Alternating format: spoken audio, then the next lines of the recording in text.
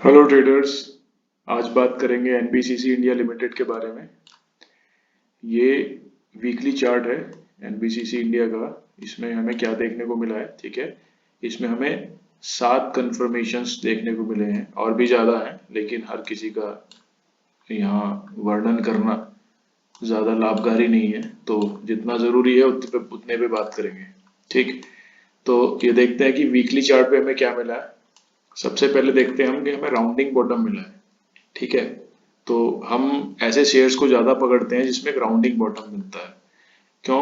क्योंकि rounding bottom एक लंबे टाइम फ्रेम के बाद बनता है। लंबे टाइम फ्रेम में जब स्टॉक नीचे आता है, उसके बाद जब ऊपर अप रैली करता है एक लंबे समय में, देखिए कितना टाइम लगा इसको यहाँ से ऊपर जाने में। यहाँ से यहाँ तक जाने में इसको 228 दिन लगे हैं, 224 दिन, ठीक है। इसका मतलब है यहाँ से बायर्स एक्टिव हैं, बायर पॉजिटिव हैं। इट मीन्स कि प्राइस को ऊपर ले जाने की कोशिश में है, ठीक है। तो ये एक पॉजिटिव सिग्नल होता है हमें स्विंग ट्रेडिंग के लिए, ठीक है। और इसमें हमें बड़े टारगेट्स भी मिलते हैं, इसीलिए हम राउंडिंग बॉटम को सबसे ज्यादा प्रेफर करते हैं, ठीक है। तो राउंडिंग बॉटम है, ये देखो यहाँ से एक तरह से डबल राउंडिंग बॉटम है। एक ये है, ठीक है। सेकंड ये है। तो इस तरह से ये काम करता है। तो इसमें हम आगे बात करें क्या है। डबल बॉटम हमको मिला है इसमें। डबल बॉटम भी इसी तरह देखो, यहाँ से एक बॉटम इसने यहाँ बनाया, उसके बाद एक बॉटम इसने यहाँ बनाया, ठीक है। इस तरह से हम एनालाइज करते हैं, ठीक है। ऐसा नहीं है कि आपको परफेक्ट कोई डब्ल्यू मिल जाएगा कि भाई ये ऐसे इस तरह से आपको कोई पैटर्न मिलेगा, ऐसा नहीं है। इस पैटर्न को पहचानना होता है, ठीक है। ये इसी तरह बनते हैं, कहीं कभी भी आपको इस तरह का परफेक्ट पैटर्न कहीं नहीं मिलेगा। तो ठीक है, ये हो गया। अब क्या है इसमें आगे देखो। इसमें क्या है कि इसमें जो ब्रेकआउट होता है वॉल्यूम के साथ, वो बहुत ज्यादा इंपॉर्टेंट रोल प्ले करता है, ठीक है। क्योंकि जब एक ब्रेकआउट एक रेजिस्टेंस के पास एक स्टॉक आता है, तो वहां पर सेलर्स होते हैं उसको गिराने के लिए, नीचे गिराने के लिए। लेकिन अगर उसमें बायर्स ज्यादा एक्टिव हैं, तो वो सेलर्स की एंट्री को रिजेक्ट करके प्राइस ऊपर निकल जाता है। इट मीन्स बायर्स एक्टिव है, और हमें स्विंग ट्रेडिंग के लिए ऐसा ही पॉजिटिव स्टॉक चाहिए होता है, ठीक है। यहाँ देखो, ये इसने ब्रेकआउट किया और वॉल्यूम देखिए आप, कितना ज्यादा वॉल्यूम है, ठीक है।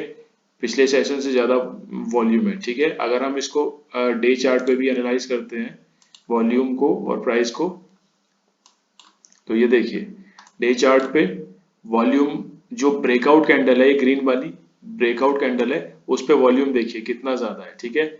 इसको मत देखिए, रिटेस्ट कैंडल है। रिटेस्ट जरूर होता है जब ब्रेकआउट होता है, तो एक रिटेस्ट होता है जो जिन्होंने यहाँ एंट्री बनाई होती है वो अपना स्विंग ट्रेड यहाँ पे निकालते हैं, क्योंकि उनको पता है कि प्राइस अब नीचे आएगा रिटेस्ट करने के लिए, जब सेलिंग आती है यहाँ पर, इसीलिए वो अपना पोजीशन को क्लोज करते हैं, तो प्राइस नीचे आता है, ठीक है।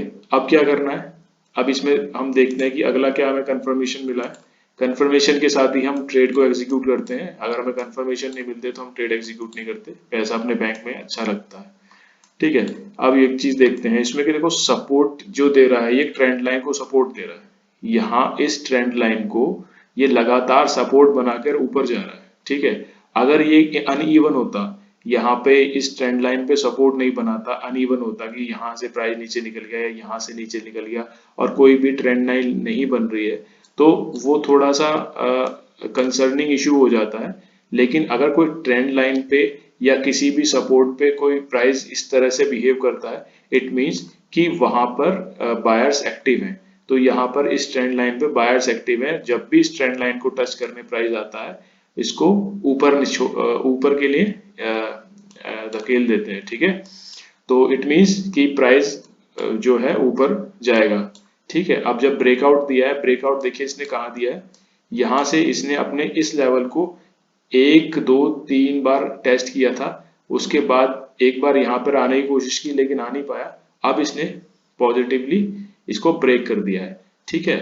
तो और क्या क्या मिला है हमको इसमें, हमें देखना है कि 200 ईएमए से ऊपर होना चाहिए। देखो 200 ईएमए से प्राइस ऊपर चल रहा है, जब नीचे चल रहा था तब हम इसमें कोई एंट्री नहीं करते। जब इसमें ऊपर प्राइस जाता है और साथ ही हमें काफी कंफर्मेशन मिलते हैं, तब हम इसमें एंट्री बनाते हैं। अब यहाँ देखिए आपके 200 डे मूविंग एवरेज के ऊपर प्राइस जा चुका है, गया था, लेकिन ये फेल क्यों हो गया? क्योंकि बाकी कोई कंफर्मेशन नहीं था, ना तो कोई ब्रेकआउट था, है ना ही कुछ ऐसा था कि किसी राउंडिंग बॉटम का ब्रेकआउट हो, है ना। और इस ब्रेकआउट के बाद प्राइस सस्टेन भी नहीं कर पाया 200 डे मूविंग एवरेज को, तो इसीलिए हमने यहाँ कोई एंट्री वगैरह हम नहीं देखते हैं इस तरह से। ठीक है, आरएसआई चेक करें अगर, तो आरएसआई भी देखिए 83 पर है, अब 70 बहुत अच्छा होता है, 83 पर है, तो हम इसको प्राइस को इस स्टॉक को हम आगे के लिए फर्दर देख सकते हैं। ठीक है, स्टॉक फंडामेंटली भी काफी स्ट्रांग है, फंडामेंटली भी काफी चेक करना होता है, क्योंकि प्राइस के मूवमेंट पे फंडामेंटल्स भी कुछ हद तक बिहेव करते हैं स्विंग के लिए, तो फंडामेंटली स्ट्रांग है। 26% इसका आरओसी है।